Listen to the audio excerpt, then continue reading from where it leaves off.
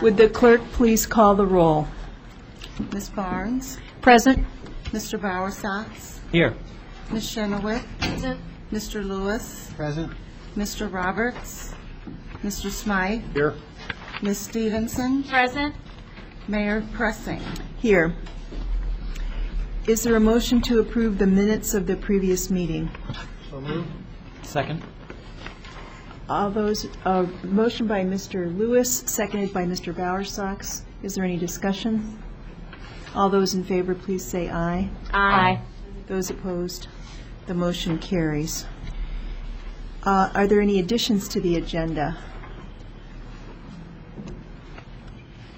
Are there any petitions and communications?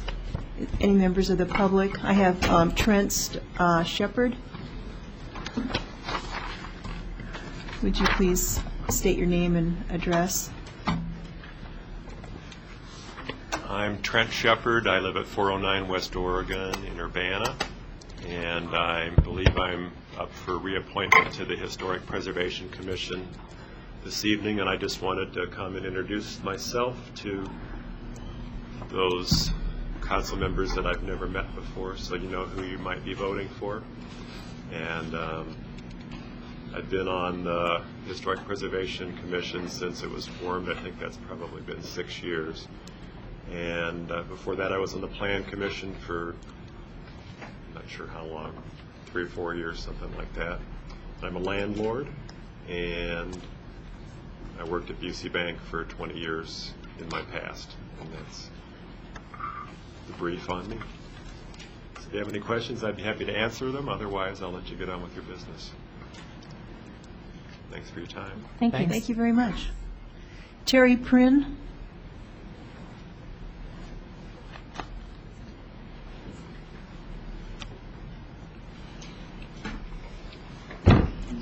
Good evening. My name's Terry Prynn. I live at 402 East Berkwood Court West, and I'd like to address a problem with police bonding. I got a traffic ticket and tried to post a cash bond, and the officer informed me that because I lived in the state of Illinois, I was not allowed to post a cash bond, that I either had to post my driver's license or go to jail. And I feel that residents of Urbana should have the same rights, privileges, or courtesy as somebody who lives in Indiana. Secondly, I came down to the police station and talked to the sergeant, and he was nice enough later that evening to bring me my license and allow me to post a cash bond. Secondly, over the weekend, I looked at the ticket and realized that the court date was the day before the ticket was issued. I came down to the police station. Nobody could tell me when the court date was. I called the chief. He couldn't tell me. I really believe that if you're going to issue tickets, you should at least know when the court dates are and the bonding. Thank you. Thank you. Naomi Jacobson.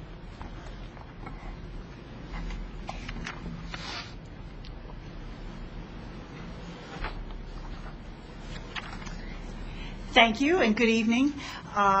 As most of you know, I'm Naomi Jacobson, State Representative in the 103rd District, and I wanted to take this opportunity to just say hello to everyone, and I know that I've sent you a letter to welcome you and congratulate you, but I wanted to do that in person. I believe that I have met most of you, and I believe that most of you know that you can contact me anytime about city issues.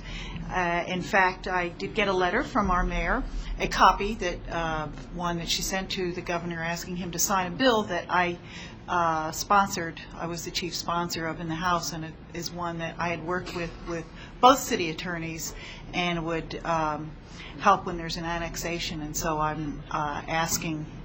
too am asking for that bill to get signed. It took the efforts of my getting it passed out of the House, and our senator picked it up in the Senate. Also, we did pass some good legislation this year that has to do with our firefighters and protecting them in I think some really important ways. So if someone were to impersonate as a firefighter, that person would be convicted and at least charged, and This is really important because our firefighters do an extremely important job for us. They are first responders, and we want to make sure that they're protected when they're out there protecting us. So if I can ever be of any assistance, please feel free to be in touch. Thank you. Thank you. Thank you. Is there anyone else who'd like to address the council? Okay, we'll move on. Is there any old business? Oh, one moment. Under communications, we have Bill Gray, our Director of Public Works. I'd like to present two awards that were presented at an American Public Works Association. The first recipient is Calvin Peacock. If he could come up here, and I'll say a few words about the award and about him. American Public Works Association is a national organization, but our Illinois chapter has awards that we give each year, and one of those categories is Maintenance Employee of the Year. And for the whole state of Illinois, we entered our candidate Calvin, and he's had an outstanding year this past year, and actually he's been working for the Public Works Department since 1979, but some of the highlights of the past year or so have included how he has served as mentor to help others in the Public Works Department attain higher levels of safety and performance in work zones and when operating equipment in the field. Calvin is an equipment operator. He's also willing to help during emergency situations, such as in the recent years, cleanups after ice storms and tornadoes that we've had. He also, along with others at Public Works, traveled to Western Illinois a few years back when they were plagued with flooding to help fill sandbags and provide other needed assistance. He also works well with other divisions within the department to help finish projects, thereby minimizing delays and inconvenience to the public. Most recently, he helped the Arbor Division remove debris from an ice storm we had this past winter. He interacts well with the public when called to investigate sewer backups. As you can imagine, those are not the most easiest of contacts with the public when they do occur, but he does a very good job in coordinating and responding to those situations. And lastly, Calvin was nominated and was chosen as Employee of the Year in 2004. So with these contributions, we made this recommendation, and he was, in fact, awarded this plaque as Maintenance Employee of the Year at our recent meeting we had in May. So I thought I'd let you all know the caliber of employees we have here working in Public Works, and this is one example. So, Calvin, we congratulate you again. So.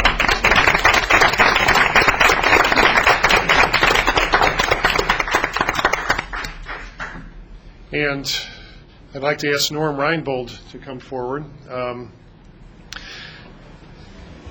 A similar award, and this is for Engineering Technician of the Year. Again, the American Public Works Association, Illinois chapter. And Norm is actually has had 2 stints with us. He was an intern from 87 to 90, and then from 1998 to present. He's in our engineering division.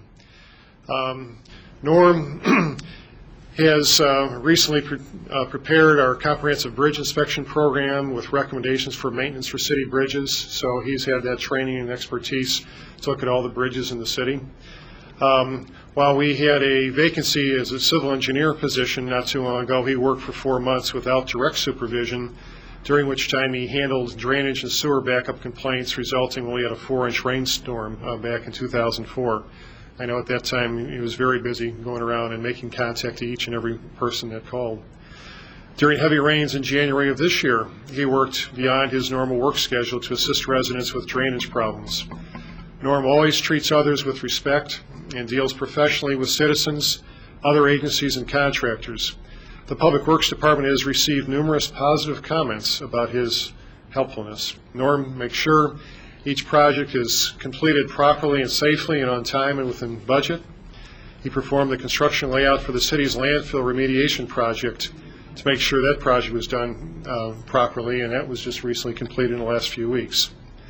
Norm offers new ideas and suggestions to improve the operation of the department and the engineering division, such as holding monthly meetings with the operations division Calvin being one of those participants, to discuss problems and exchange ideas. Norm, too, was a nominee for Employee of the Year, but lost to Calvin in that such award, department award. But again, the association presented this plaque at our May meeting, and again, congratulations for your fine job, Norm. That's it. Thank you. Thank you very much. Reports of standing committees. The Committee of the Whole met last week, and there are about 8 motions that came from that. Ordinance number 1, or item number A is ordinance number 2005-06-079, an ordinance approving and authorizing the execution of an annexation agreement, 2110 Barnes Street, Scott Kissall. So moved. Is there a second? Second. Would the clerk please call the roll? Mr. Barnes, Ms. Barnes, I'm sorry. Yes. Mr. Bowersox? Yes. Ms. Chenoweth? Yes. Mr. Lewis? Yes. Mr. Smythe? Yes. Ms. Stevenson? Yes. Mayor Pressing? Yes.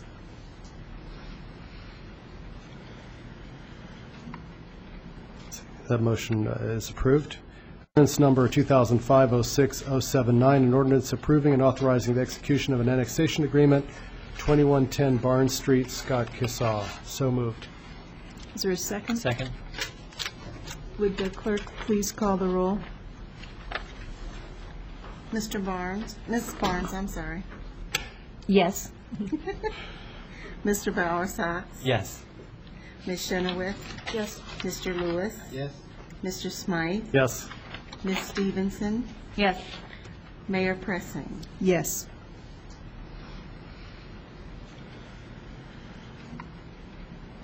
That motion is approved. Item B, ordinance number 2005-06-080, an ordinance approving and authorizing the execution of an Urbana Home Consortium subrecipient agreement with the Center for Women in Transition, capital project number 0405-09. So moved. Second. The motion has been made and seconded. I guess we should have a roll call on this too, right? Requires 4 votes. Would the clerk please call the roll? Ms. Barnes? Yes. Mr. Bowersox? Yes. Ms. Chenoweth? Yes. Mr. Lewis? Yes. Mr. Smythe? Yes. Ms. Stevenson? Yes. The motion carries. Okay, item C is ordinance number 2005-06-083, an ordinance approving and authorizing the execution of an Urbana Home Consortium subrecipient agreement with the Ecological Construction Laboratory Affordable Home Ownership Program 2004-05, Passive Solar House Ownership Program. So Second. moved. Would the clerk call the roll, please? Ms. Barnes? Yes. Mr. Bowersox? Yes. Ms. Chenoweth? Yes. Mr. Lewis? Yes. Mr. Smythe? Yes. Ms. Stevenson? Yes. The motion carries. Item D is resolution number 2005-06-010, a resolution ascertaining prevailing wages 2005-2006. So moved. The motion has been made and seconded. Is there any discussion? All those in favor, please say aye. Aye. Those opposed, the motion carries. Okay, item E is ordinance number 2005-06-084, an ordinance amending sections 1-18 and 15-63 of the Code of Ordinances, which is pay-by-mail schedule and curfew ordinance. This came to council without recommendation. Second. There's not a Oh, motion. I'm sorry. Yeah, this came to council without recommendation. I believe you, Brandon, you were going to follow up and clean up the motion. Yeah, I briefly would thank the folks in our legal department. Jack Waller and Carol Dempsey were both very good about getting some answers back, and there's a new version of this that they provided in our packet tonight for our consideration. I would move that we pass the version before us tonight, Ordinance 2005-06-084, amending sections 118 and 1563 of the Code of Ordinances, pay-by-mail schedule, and curfew ordinance. Is there a second? Second. Second by Mr. Lewis. Any discussion? So, I have a quick question. I didn't understand. Does this Does the revised language here set the maximum fine at $75? Okay, so it leaves that provision in the existing ordinance. Okay, okay, I understand. Thank you. Just pay by mail, Right, not in court. pay by mail. Any other questions? Would the clerk please call the roll? Ms. Barnes? Yes. Mr. Bowersox? Yes. Ms. Chenoweth? Yes. Mr. Lewis? Yes. Mr. Smythe? Yes. Ms. Stevenson? Yes. Motion carries. Okay, item F is ordinance number 2005-06-081, an ordinance authorizing the purchase of certain real estate, 1110 West Hill Street. So moved. Second. Is there any discussion? The motion has been made by Mr. Smythe and seconded by Mr. Bowersox. Would the clerk please call the roll? Ms. Barnes? Yes. Mr. Bowersox? Yes. Ms. Chenoweth? Yes. Mr. Lewis? Yes. Mr. Smythe? Yes. Ms. Stevenson? Yes. The motion carries. Okay, item G is an ordinance number 2005-06-082, an ordinance authorizing the purchase of certain real estate, 708 North Goodwin Avenue. So moved. Motion by Mr. Smythe, seconded by Mr. Lewis. Is there any discussion? Would the clerk please call the roll? Ms. Barnes? Yes. Mr. Bowersox? Yes. Ms. Chenoweth? Yes. Mr. Lewis? Yes. Mr. Smythe? Yes. Ms. Stevenson? Yes. The motion carries. Item H is a motion to adopt council rules as amended at our committee meeting last week. There were 3 small changes to rules number 2, 4, and 4B. So moved. Second. Motion by Mr. Smythe, second by Mr. Bowersox. Is there any discussion? Hearing none, would the clerk please call? No, this is a simple majority. I stand corrected there. All those in favor, please say aye. Aye. Those opposed? The motion carries. Okay, the next meeting of the Committee of the Whole will be Monday, June 27th, and will be chaired by Robert Lewis. I'm not sure if we decided on our starting time of 7 or 7:30. Do you say so? If I could speak to that, the committee meetings are not bound by council rules as to start times, so we can set those as we desire. So that one's open. I checked that with Jack. Could I respectively cast my next, my turn to the next person in line? Yes, of course. Ms. Barnes? Is there a town meeting that night, a township meeting? That'd be the only thing we'd want to consider. And we would just start at 7, do the township meeting, and right after? That's sort of the intent of proposed language for the council, which will, I assume, be coming to committee next week. So, we can set it at 7 o'clock. It's whatever folks in here want to do. So, okay, then, I see a lot of heads. Everybody want to start at 7? Show of hands? Okay, 7 o'clock it is. Okay, so the next meeting... Oh, okay. You have a question? Yeah, just my concern in moving times around is to make sure that the public knows what's going on. So if we were to change the time, the 7 o'clock time, would that mean that if we met as committee at 7, would we then meet the next week as council at 7:30 at this point? Not necessarily, because I think for next week's agenda, there will be a motion to move council meetings, or any of our meetings, to begin at 7, with the order being starts at 7, and as soon as we change the tapes, we'll roll into the next meeting. Okay, but that won't start until 2 councils from now, correct? That's correct. That is correct. Okay. You're right. So, just if there's some way, I don't want to block the desire of the committee to meet at 7 o'clock, but if there's some way that we could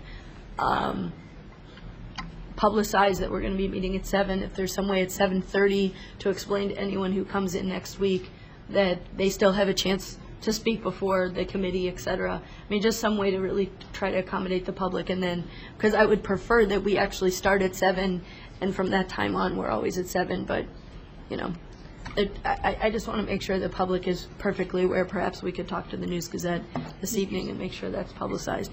Mr. Smythe? One way to do this would be simply to wait until we take council action and make it reflect that, and then just stay at 7:30 until we take action at the council level. I guess that's my preference, although That- I'm happy That's with fine. seeing the size. Okay, and I know that there's some people who probably want to discuss the start time, because I've heard from at least one person, so maybe it's better that way. Okay, so let's just leave it at 7:30 then. And so, since Mr. Lewis wants to pass on next week, Brandon, that would make you chair of the next Committee of the Whole. So the next meeting of the Committee of the Whole will be Monday, June 27th at 7:30 p.m., and will be chaired by Brandon Bowersox. Mayor, at this point, now that, just to add another level of confusion to this, I really don't have any items for that meeting. I mean, we have some things we could discuss, but we have nothing pressing at that time, and if the only thing I know of at this point that we could discuss, and then we're not quite ready because we haven't met with the Park District, is the situation with the park at Goodwin and Fairview. But that's the only item that I have for Monday night, and at this point, I haven't collected all the information from the Park District, so it's up to you. Okay, there are the ordinance changes to the other rules changes. I don't know if those will be ready. And then there's also the language on changing the start time of council meetings. But if, Yeah, I don't know if that's ready. I haven't talked to Jack about that, sorry. so, Well, that's all we have at this point, so you can do that anytime, or we can meet on that. It's up to you.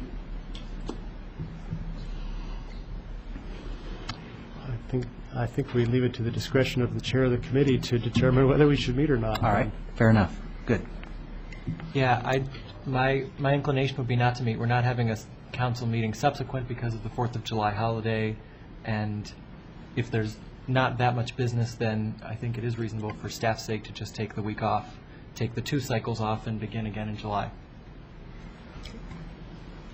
So the next All right. committee of the whole meeting will be July. It'll be July 9th then, I believe. Is that correct? No, July 11th. Yeah, 11th. July 11th. Okay, so the next meeting of the Committee of the Whole will be Monday, July 11th at 7:30 p.m., and will be chaired by Brandon Bowersox. There we go. Thank you. Okay, are there any reports of officers? Just, Mayor, just the one thing I want to remind council members of is the meeting with HUD officials on Wednesday, June 22nd. Really would like to get 1 or 2 council members there. I believe the mayor's going to be attending. Please call with your reservation. The notice is here. Review that again. If 1 or Bruce, 2 can I of you just could say make yes? I'll be there. it. Okay, that'd be great. Thank you. Any other reports? Just a quick question about that. Is it possible to have that audio recorded at the very least? You know, I don't know what facilities are available to us in the library, but... Or it could be video recorded by one of our yeah, UPTV folks. I think we'll work something that- out on that. Just so Thank you. that it could be available for other council members who may be on vacation. I know Dennis is gone, I'll be gone, et cetera. I'd certainly like to see See what it. we can do. Thanks. Okay, under new business, ordinance number 2005-06-085.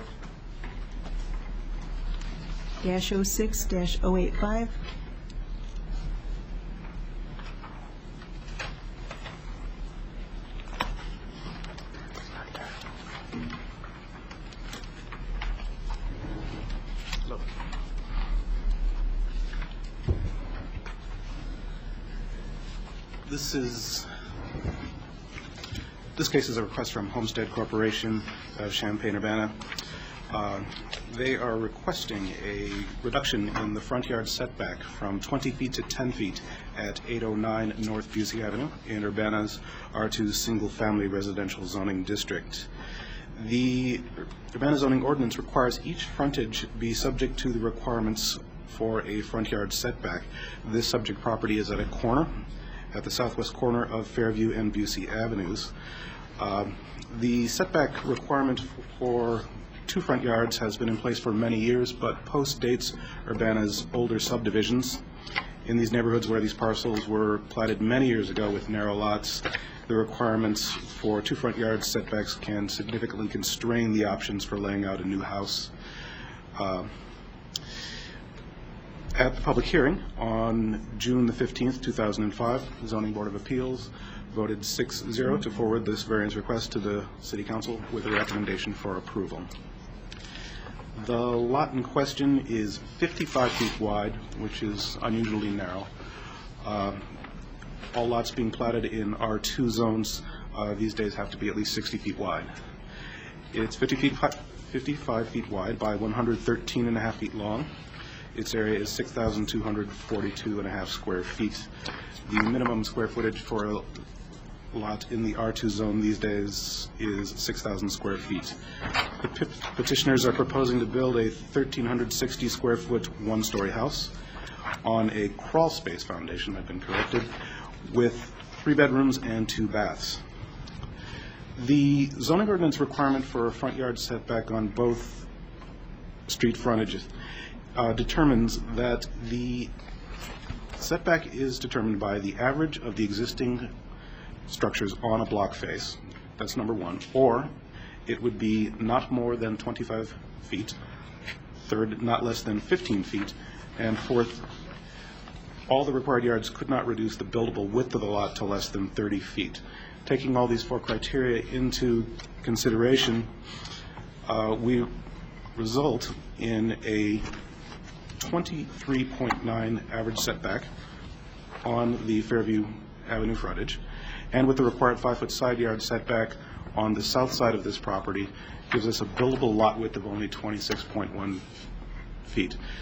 So criteria number 4 is controlling, and a 20-foot front yard setback added to the 5-foot side yard setback yields a buildable lot of exactly 30 feet. The petitioners are indicating that the 30 feet in buildable lot width is too small to accommodate an affordable home design, and that even if the setback were set at the R2 zoning district minimum of 15 feet, the buildable width of 35 feet would result in a house with excessive compromises. Staff feels that there is justification for this variance because the lot is narrow. It's located on a corner lot, resulting in 2 front yard setbacks. The original layout of the lot, again in the early part of the last century, had only 50 foot in width, and it never intended to treat Fairview Avenue frontage as a front yard. Small houses designed in those days were designed to the standards of the days, fit the lot, but even an affordable single-story house of a more modern design has a hard time fitting onto that corner lot. It should be noted in this case that, theoretically, the setback, floor area ratio, and open space ratio requirements could all be met. However, in that scenario, it would not necessarily preserve the continuity of the neighborhood pattern. All of the houses along the Busey frontage of that block face Busey Avenue. The houses to the west of the subject property all face northward on Fairview Avenue. It is the excessive setback of those deeper lots on Fairview Avenue that result in the 20-foot average, or the 20-foot setback for the Fairview Avenue frontage.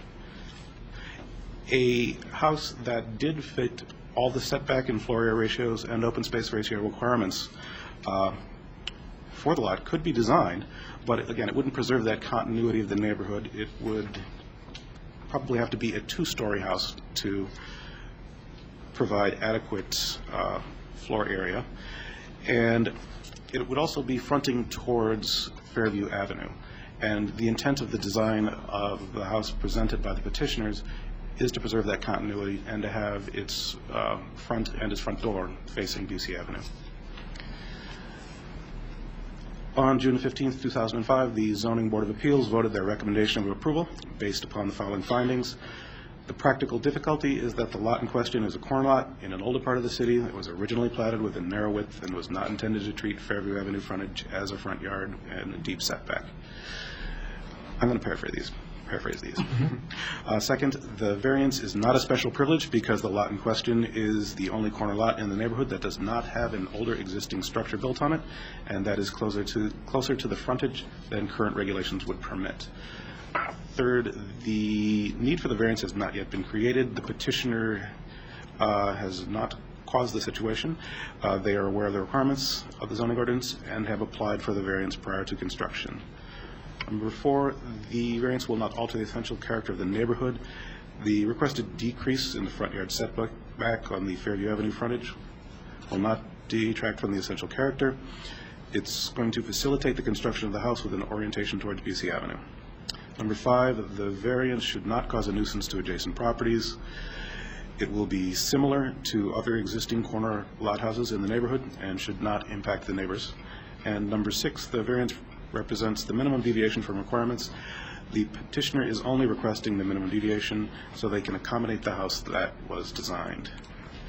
Council has the options to grant the variance based on the findings outlined in the memo, grant the variance subject to certain terms and conditions, and the council may deny the variance request. Based upon the findings outlined herein, the Zoning Board of Appeals voted 6-0 to forward the variance request in case 05 Major 04 to the City Council with a recommendation for approval. Staff concurs with the ZBA with that recommendation and recommends that the City Council grant the major variance with the condition that the development and the site generally conform to the revised site plan submitted at the June 15th public hearing. Okay, we have ordinance number 2005-06-085, an ordinance approving a major variance to allow a reduction in front yard setback from 20 feet to 10 feet in Urbana's single-family residential zoning district, 809 North Busey Avenue, case number ZBA-05-MAJ-04. So moved. Second. Is there any discussion? Okay, the motion has been made by Mr. Smythe and seconded by Ms. Barnes. Would the clerk please call the roll? Ms. Barnes? Yes. Mr. Bowersox? Yes. Ms. Chenoweth? Yes. Mr. Lewis? Yes. Mr. Smythe? Yes. Ms. Stevenson? Yes. The motion carries. And next we have ordinance number 2005-06-086.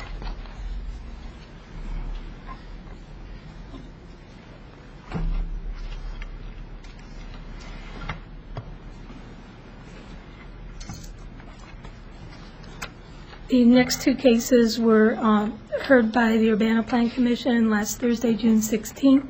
You've received complete minutes earlier today via email, and I'll pass these out for hard copies.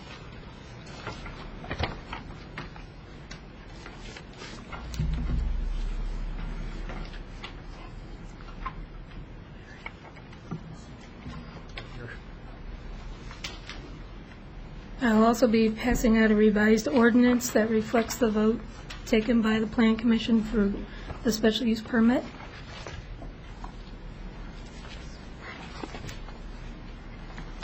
And this case is regarding a special use permit to establish a residential planned unit development within the R4 medium-density multiple family residential zoning district located at 1801 North Lincoln Avenue. It's plan case number 1938-SU-05. This is essentially an update to a previous special use permit that was granted just about a year ago, and that was accompanied by a rezoning at that time from B3 general business to the R4 multifamily residential. At that time, the developer was Hillsford College LLC. They were proposing 136 residential condominiums in 17 separate buildings. The current applicant is Capstone Development Corporation, and their proposal would involve 208 residential condominiums in 3 separate buildings, so it's a very different layout for this proposal. And again, this site is 9.57 acres just immediately north of the Melrose property and had some years ago been part of that Melrose initial plan. Also within the last year, there was our comprehensive plan update, which designated this area for multifamily residential and includes an annotation of multifamily condominiums, approved 2004. Capstone Group is come forward with a purchase option for the property, and before proceeding with that, they were interested in obtaining their zoning approval through the special use permit. We have some information on the proposal description, site plans. There's been some images of other projects built by Capstone that they would keep the same design motif here, and we passed out a more recently prepared image this evening and have site plans previously as well. You may recall some of the discussion previously a year ago, and again at Plan Commission, was regarding the highest and best use of this site. Have for some time been considered by staff to be for commercial uses. However, there were years when these commercial uses were not developed. But that rezoning a year ago did set the stage for the multifamily residential. However, we continue to believe that there is some demand and could be some support for types of commercial in this location due to the variety of other apartment and residential uses, as well as the visitor serving uses with the hotels. And we often hear, well, there's not enough restaurants, for example. So we've talked quite a bit with Capstone about the potential for incorporating commercial into this particular development. And through their due diligence and their option period, they've made contacts with commercial developers and realtors. They are a residential developer, not commercial, and we're not able to really pin down anything specific enough to make them comfortable to incorporate significant commercial into the special use permit. But they have been gracious enough to indicate a potential area for about 4,000 square feet that could be commercial to be integrated into this development and could also serve some visitors. So they will continue to work towards that goal. Because the special use permit is for planned unit development, we have under the zoning ordinance a provision for up to 10% of the floor area to be set aside for commercial. So that would be part of this particular special use permit and the goals of our planned unit development. So if there are successful in attracting a coffee shop or gift shop, something of that nature, it could become incorporated into this particular proposal. We've done preliminary review of the site plan for zoning and engineering issues and believe that it can meet those requirements, and we've identified a number of conditions to ensure that that will occur as they continue to work on the planning and design of the property. We went over the requirements for special use permit with the Plan Commission. That's in the earlier memoranda. Some of the findings that were reviewed by the Plan Commission was the previous approval for the special use permit. This is essentially consistent with that. The zoning of the site is R4. This would be consistent with that, as well as the comprehensive plan designation. We had our preliminary zoning review for parking and other provisions, development regulations, and again, the point that there is some flexibility here to incorporate commercial uses if that's something that's available and works out. We have some fiscal projections. It's currently roughly about an $18 million construction project, so it would result in benefits to the city and other taxing districts in the form of property revenue or property tax. Recommendations, this council memo was actually prepared prior to the Plan Commission vote, and Plan Commission did vote 5-1 in favor of granting the special use permit with the conditions that are presented here and in the ordinance as well. And the discussion really revolved around that commercial debate that took place last year. So the conditions that are incorporated in the ordinance include standard condition that we look to have substantial conformance to the site plan. There may be minor alterations as a result of complying with the other conditions. We are also looking for the design and appearance of the buildings to be generally consistent with what's been proposed. We believe it'd be an attractive development that will fit within this neighborhood, and in many respects will be a more handsome development than perhaps we've seen previously proposed at this location. We've talked about with the commercial incorporation into the planned unit development, unless there's substantial changes to the site plan, that would be something that could be approved by the zoning administrator and would not need to come back to council or plan commission. But if it's significant change, we do need to bring those special use permits back through. There is in this area a regional detention basin that this development would be required to pay into the cost of that, and we've calculated that amount, and that would be a condition.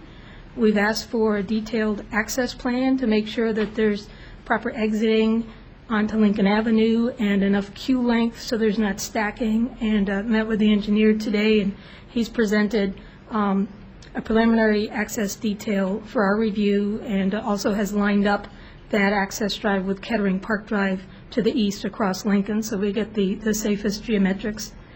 We've also required a landscape plan be submitted and reviewed by the zoning administrator and city arborist and consistent with our zoning ordinance. We've required that there's an abandoned driveway in the south end of the site that be removed and replaced with barrier curb.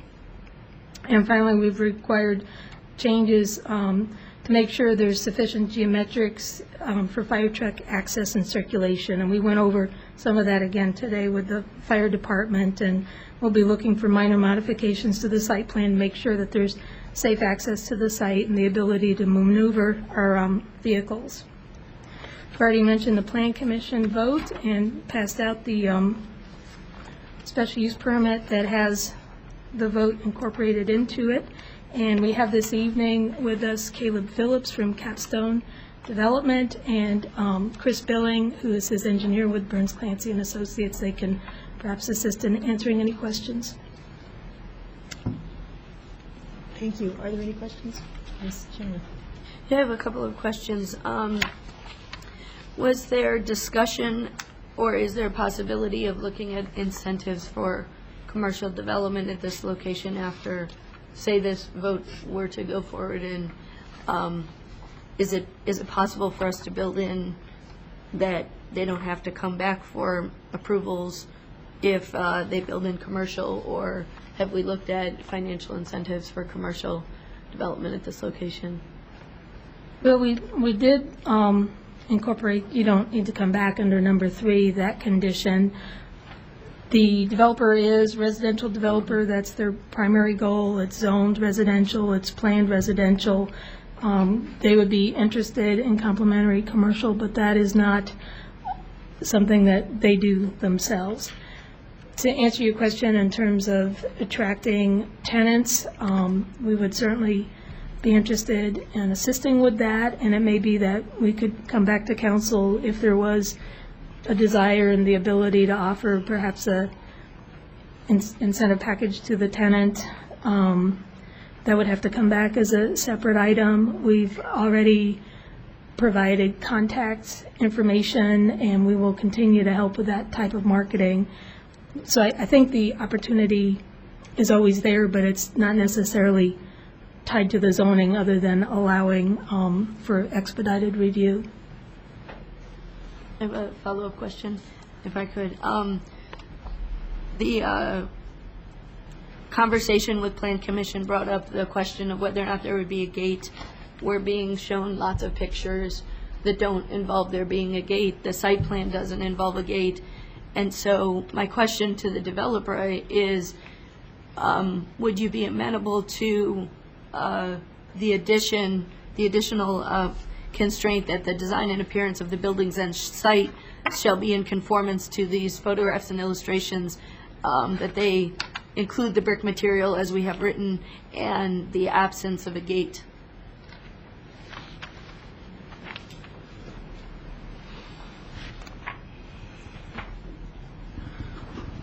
Let me make sure I understand the question. You're saying that be a condition that we do or do not include the gate? That you do not include a gate. That basically, it's not necessarily the case that you couldn't, but you would have to come back. Since typically when we see something like this, we see a little bit more detail in terms of what it's going to look like. Right. We also understand that you're trying to exercise your option to purchase, and that you're trying to expedite the process with a special meeting of the Plan Commission. And certainly I support you doing that, and I support the process moving forward as quickly as possible. So the issue is, it's difficult since we oftentimes will see pictures and then what goes up is different. And so we hear from constituents, well, you voted on this monstrosity with the 10-foot high gate, and we didn't get a chance to see that at the beginning. So I want to avoid a situation like that. So I guess my question is, would you be amenable to an additional constraint that you not put a gate at this location without necessarily coming back to us and having a conversation? Yes. The current design doesn't call for any kind of monstrosity of a gate or anything like that. We'd like to keep it kind of in line with what's already shown next door at Melrose, where I believe it's Campus Connection now. So we'd like it to just flow evenly all the way down the road there. So you would be amenable to the additional constraint of there not being a gate? Yes. Okay, great. Mr. Lewis. And looking at your plan with regard to concrete surface area, how do you really plan to handle this detention basin issue in that area? I understand that you're going to buy into or towards the detention basin area. The topographic area down there is kind of low in that area, and I want to understand how you're going to handle that water. Okay, the stormwater detention basin that will be serving this site is already constructed, was constructed about 7 years ago, and it is located farther north, north of Kenyon Road on the IDOT right-of-way for I-74 on the south side. That was that regional stormwater detention basin that was put in. And this property, as well as, I don't know, couple hundred acres maybe of that whole area, kind of bought into that regional detention. So this site, the infrastructure that was already constructed 7-8 years ago when Melrose went in, provided a connection to this 9.5-acre tract as well. This site just has to connect its storm sewer system to that, and it will be conveyed to the stormwater detention basin that's already constructed. But yes, it's a couple of blocks, like 2 blocks, north of the site is where the detention basin is right now. My concern, it was downhill from what was there, so that was my concern. It's kind of downhill based on what I know about the land out there. It seems downhill. Right. This land does flow, the site itself flows about to the northwest corner of the site, and from there it continues downhill westerly along the area between the Melrose property and the Holiday Inn. And immediately on the far side of the Holiday Inn is a large swale or soft ditch or something, which is the initial connection point for that stormwater detention basin. Any other questions? Mr. Garrison. Sorry. I've got 3, more or less. In terms of construction schedule, how soon, assuming you were approved tonight, or how soon would you start construction? We'd like to start site work in August, this coming August. I saw some trucks out there drilling core samples. Was it this week? Yeah. Okay, they were actually doing a geoprobe study to make sure there's no contamination on the site from the gas station that is to the northeast of our project site. Okay, so you'd start in August, okay, yes, with completion in August of '06. August of '06, okay. I'm a little concerned about, these are condos, and about how many people total once it was sold out? There'll be 608 total beds, and 208 total units. Right, and so transportation, again, the impact on the bus system, which should be okay, but there's a bike path at Goodwin that goes to Goodwin. Is there a connection between Bradley and around the backs of both University Commons and this particular new property? Would they be able to connect in? I don't think there'd be a direct connection. I think the bike path, it does go along the backside of University Commons, which is one of their properties, but it stops, at least at the present time, it stops at Bradley. So it does not continue on past that Melrose property. Okay.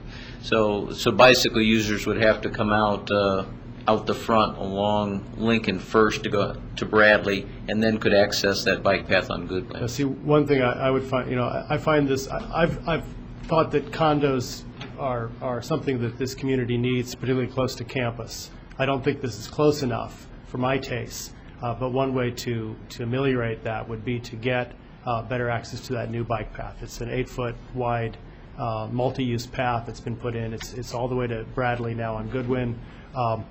I don't know if it's possible to get something developed from the north of the existing one across Bradley, and I don't know if Bill has an answer there. Our Public Works Director, Bill Gray. The Bradley Avenue will at some point be striped to accommodate east and westbound bike traffic to Lincoln Avenue. Lincoln Avenue future development would be a bike path north and someday past 74 and beyond. But I think right now there is a sidewalk certainly on the west side. Granted, it's not the width of a bike path or multi-use path, but once you get to Bradley, it should be no problem as far as transportation for pedals and bikes. I guess it's still not, I mean, is there, I know there's a road or a dirt road behind the apartment building, the existing apartment building and this property. That's for phase 2 of Campus Connections. This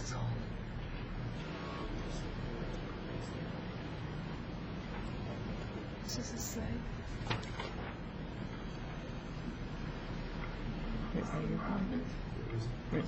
More Goodwin, right. Yeah, so,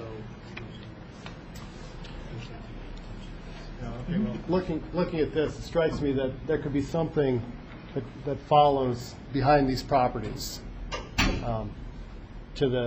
directly to the west of Melrose, and then between the Holiday, along the border here, back into this property. I don't know, it would strike me that makes it a much more attractive way to get in and out of the property for pedestrians and for bicycles getting to campus. I mean, your audience is college students, and you're basically, sending them out to Lincoln Avenue. It's not the most desirable way to go by bike, but it's also encouraging them to drive, and I'd like to see them encouraged to ride a bike. Oh, yeah, I totally agree. The exhibit you were pointing to there, where you show behind the Melrose, or the Campus Connections as it's called now, that's really their property on the west side of that too. So it would be a matter of having to go within or through the middle of that property. At the present time, that's a gated development. There is a fence around the perimeter, and if there were some sort of mechanism by which a bike path might come through that site, I'm sure that would be advantageous to this development as well. It's just, unless the city can. When Melrose comes in for their next phase or campus connection, we could make sure it links up with our Goodwin bike path and then with the regional pathway, but that would be where it would want to extend along. This is Melrose Phase 2 to the west. Gotcha. Yeah, something like that. Okay. I guess my final comment is with respect to commercial. I see that there are sort of 3 sections to the design here. The 4 buildings to the west of the property, and then the building that faces Lincoln Avenue. I would really encourage you, and in fact, I tend to agree with Michael Pollack that this should have a commercial face. I think the residential behind it is a good idea, but I'd really like to see commercial front, or even maybe one of the 2 wings of that be more devoted to commercial. There's a desire for restaurants, coffee shops, some other services. You're getting a lot of people up there you've got 4 apartment buildings, with this being the 4th one, more or less in that area, services that are oriented to the people that are living in that area, I think would find this a very desirable location. You've got 2 lots, one on either side of the gas station, that are potentially going to be developed along those lines. Maybe the north half of this Lincoln-facing front can be meshed in with something that goes in there, or work with, I really encourage you to work with a business development partner of some kind to look at what can be done along there.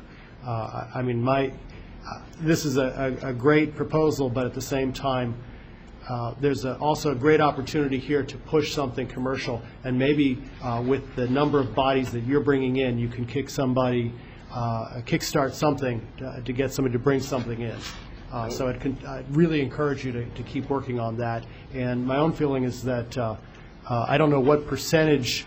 I know that by right they have 10%, but if we need to increase that a little bit to encourage this, so they don't have to come back here, I'd be willing to entertain that. Maybe it should be 20% or something. I can't tell, but I'd be workable to something like that. Now, the one concern I do have with if you do more commercial there, and this is a question for Bill Gray, is what happens to traffic patterns?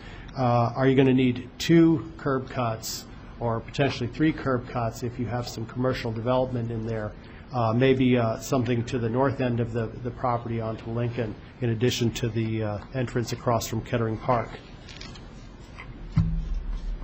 I guess the question for you, Bill, would be, if there is business there, is it going to require a second curb cut?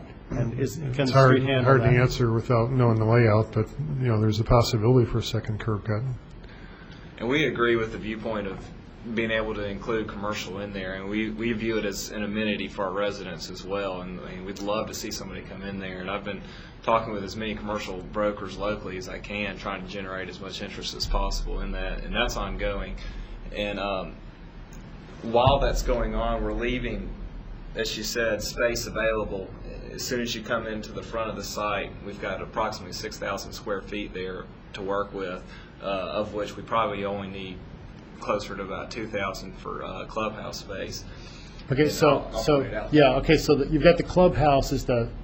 It'd be this area right here, and we left that blank intentionally because right now we're waiting to design that to see if we can get a commercial tenant in there. Okay, so that would be that's what you'd have for commercial, not more up and down, just that smaller area. Correct. Okay. And with the parking or street implications for that would just have to be determined on the size of the development. Mr. Bowersox, you had a question? Yeah, before I get to my question, I just wanted to reiterate that I agree with the desire for commercial. This is definitely a corridor where we want commercial development, so let us know what we can do to help you make that successful. And with the concerns for bike and transit connectivity, I know Melrose Campus Connection has done a good job of connecting to the MTD there on Lincoln, and I hope you do as well, and I hope we can look for ways to get the Goodwin Bike Trail connected up with your property so you can really benefit from that. The question I have is about the amount of brick. In some of these recent pictures you've shown us, like the nice full-color illustration at the top that you brought along tonight, there is mostly brick on the outside with just a few spots that are maybe vinyl or wood siding. In your request for the special use permit, there were a few other illustrations that had substantially less brick. Those are on the interior. Okay. Okay, so the plan will be that the exterior right. will be this amount of brick. Correct. Okay, very good. Thank you. Are there any other questions? Okay, we have ordinance number 2005-06-086, an ordinance approving a special use permit request by Capstone Development Corporation to establish a residential planned unit development in the R4 medium-density multiple-family residential zoning district at 1801 North Lincoln Avenue. Ms. Chenoweth. I'd like to move approval of the ordinance with the 8 recommendations brought to us by staff, with the addition on number 2 that at the very end of that statement it's and the absence of a gate. So the very the end of the second sentence would just add the phrase and the absence of a gate. That's a motion. Is there a second? Second. Second by Ms. Barnes. Any discussion? Mr. Smith. I've been informed by staff that anything beyond the 10% would probably require a text amendment, which would mean that this would have to go back to Plan Commission and all that. So we can't do that. But let me add that if you find something that's more than 10%, I'm sure that just as this was expedited through Plan Commission, this could be expedited all the way through to the council, because I think we really are looking for a bigger commercial development there than even what you have located. So if you find somebody that's willing to do something bigger, please bring it to us. We will do that. Any other questions? Would the clerk please call the roll? Yes.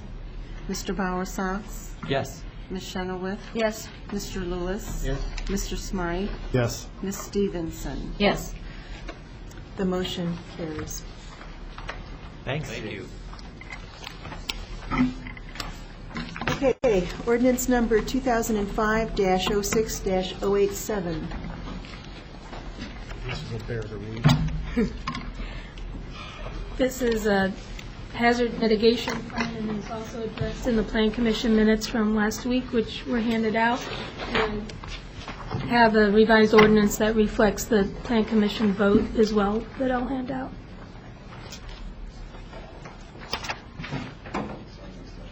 This is Plan Case 1912-CP-04, adoption of a proposed hazard mitigation plan as an amendment to the Urbana Comprehensive Plan. We're requesting council review and adoption of this plan as an amendment to the Urbana Comprehensive Plan. There's a bit of a history to the preparation of this document. Back in 2000, the federal government passed the Disaster Mitigation Act, and that included national mitigation strategies developed by the Federal Emergency Management Agency, or FEMA, and this plan has been prepared pursuant to that directive and with the review and input from both FEMA and the Illinois Emergency Management Agency. It's also previously received review and comment from the city's Project Impact Steering Committee, the city's Comprehensive Plan Steering Committee, and most recently, the Plan Commission.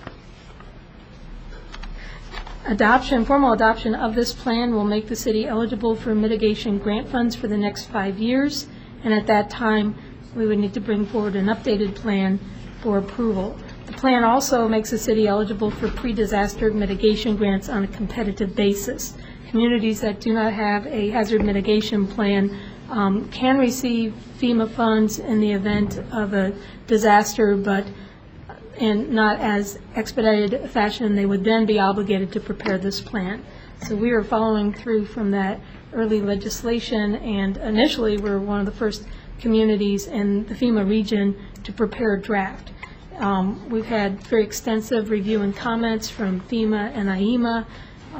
The draft version of this plan was actually prepared back in 2001, 2002 under a grant from FEMA to the city of Urbana known as Project Impact. We had many activities under Project Impact, but that grant has been closed out now for about 24 months.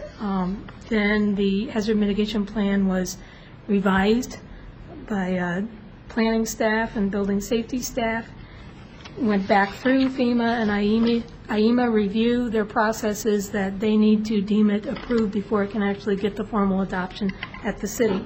And I'm happy to say that this happened finally on May 4th of this year. We received our letter stating to go ahead. They did advise that there be further changes to make the city eligible for flood mitigation funds, but to go ahead and follow this through for overall disaster fund relief.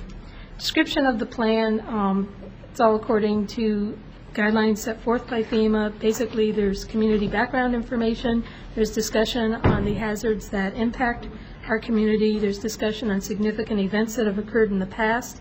Chapter 4 involves review of a whole universe of mitigation strategies that might be applicable to the city and which were previously reviewed with the Impact Steering Committee. But really, I'd draw your attention to Chapter 5, which takes down concrete steps in an action plan form, and there's even a little table that summarizes these. And these are the most highest priority, most achievable action plan steps. We have, through the same time period, recognized in the comprehensive plan update that we have a hazard mitigation plan underway. So we have policies that direct, point towards that plan, and in fact, in the implementation chart, it asks that we, city, complete and adopt the plan. So we're working in step with the Urbana Comprehensive Plan. The timing on that has worked as well. So again, on the findings, we prepared this pursuant to that legislation of 2000. We've achieved our approval from FEMA and IEMA. We will be better prepared in the event of a disaster to receive immediate funding assistance from FEMA, and we can also pursue those pre-disaster mitigation funds. The plan is consistent with the recently adopted Urbana Comprehensive Plan, which calls for its adoption as an implementation strategy. On the fiscal impacts, really, these strategies are either already part of our work plan and staffing, or would have to come back to council for separate action at that time. Planning Commission did review this last week and voted 6-0 to recommend its adoption, and I would note the recommendation that any substantive revisions be held at this time until we do our first annual review, so that we can go ahead and get this adopted and then be positioned to receive those funds. Okay, Any thank you. questions? I think Libby just answered my question, which is how do we incorporate newer maps? The maps are like from 2002 all the way through here. Would that be part of could that be included now, or would that have to be in the first revision? That existing land use map has not been updated.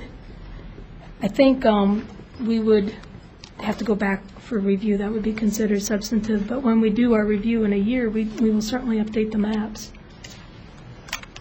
Okay, and then my second question was had to do with I thought that one of the things I read that was recommended was related to wind resistance or ability to deal with high winds. I don't see that where that is in the action plan, or is that already in our building codes?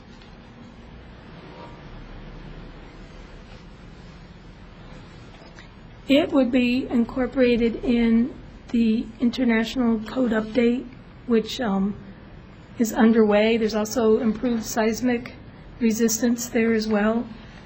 So that is something that we are working on and need to accomplish in the next year. Champaign's, in fact, already gone from BOCA to international, so that code doesn't include improved wind resistance. Through our adopting ordinances, we can add additional provisions, and that will come forward to council. Okay, so that's actually separate from these action plan items then? It is in the mitigation strategies, and Oh, it's okay. discussed at length. It's just, it's not really pulled out in this one table. Okay. But it definitely is a high priority item. Okay, this is ordinance number 2005-06-087, an ordinance amending the City of Urbana Comprehensive Plan 2005, adopting a hazard mitigation plan. Is there a motion to So approve? moved. Second.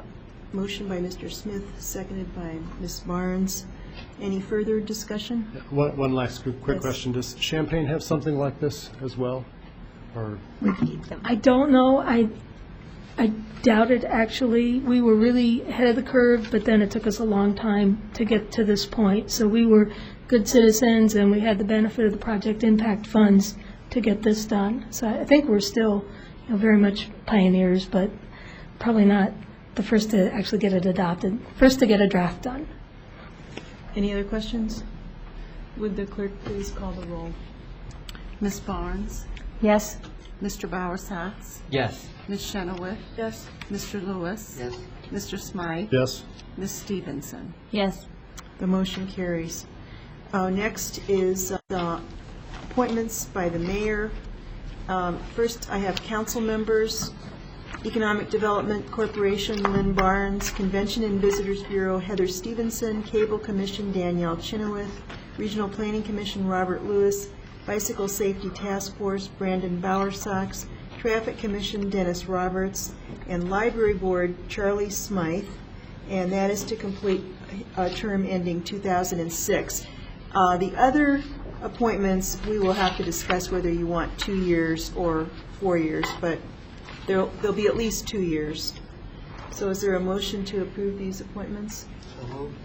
Motion by Mr. Lewis, Second. second by Ms. Stevenson. Any questions or discussion? All those in favor, please say aye. Aye. Aye. Those opposed, no? Okay, it carries. And then on the boards and commissions, these people listed are reappointments. There are still some new people that we need to fill in. I'll be working on that in the next few weeks. First of all, Building Safety Code Board of Appeals, Keith Erickson, Then the alternates are Ed Schaller and William Kubitz. The Joint Cable and Telecommunications Commission, Barbara Gladney. Civil Service Commission, Paul Parker. Community Development Commission, Dennis Bedoni and Umesh Thakar. Design Review Board, Art Zangerl and Lori Gosha. Urbana Free Library Board, James Quisenberry and Chris Shearer. Historic Preservation Commission, Trent Shepard and Art Zangerl. Human Relations Commission, Cope Cumston. Plan Commission, Marilyn Upa Bont. Tree Commission, Darren Eastburn. And Urbana Public Television Commission, Barbara Gladney. Is there a motion to approve? So moved. By Charlie Smythe, a second. Second by Robert Lewis. Any questions? Yes. Yeah, one suggestion is if there are still vacancies for which you are seeking applicants, feel free to let council members know. We can send them out to our lists of neighbors or involved folks in the neighborhood and draw up more applicants if there are open spots. Thank you. I will do that. Great. All those in favor of the motion, please say aye. Aye. Those opposed? The motion carries. Next, we have a closed session dealing with property acquisition. Is there a motion? I move that we go into closed session for the purposes of discussing the purchase of a parcel of real property. Okay, motion by Mr. Smythe and seconded by Mr. Lewis. Would the clerk please call the roll? Ms. Barnes? Yes. Mr. Bowersox? Yes. Ms. Chenoweth? Yes. Mr. Lewis? Yes. Mr. Smythe? Yes. Ms. Stevenson? Yes. Motion carries.